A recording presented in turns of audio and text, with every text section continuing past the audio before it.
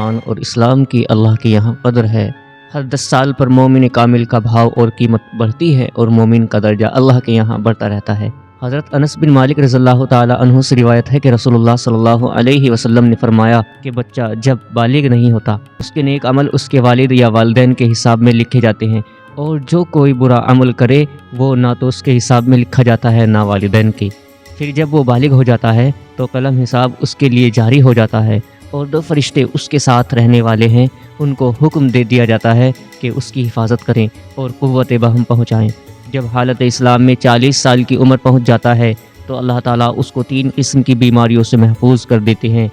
جنون، جذام اور برس سے۔ جب 50 سال کی عمر کو پہنچتا ہے تو اللہ تعالیٰ اس کا حساب ہلکا کر دیتے ہیں۔ جب 60 سال کی عمر کو پہنچتا ہے تو اللہ تعالیٰ اس کو اپنی طرف رجوع کی توفیق دیتے ہیں۔ جب 70 سال کو پہنچتا ہے تو آسمان والے اس سے محبت کرنے لگتے ہیں، اور جب 80 سال کو پہنچتا ہے تو اللہ تعالیٰ اس کی حسنات کو لکھتے ہیں اور سیئات کو معاف فرما دیتے ہیں۔ پھر جب 90 سال کی عمر ہو جاتی ہے تو اللہ تعالیٰ اس کے سب اگلے پچھلے گناہ معاف فرما دیتے ہیں۔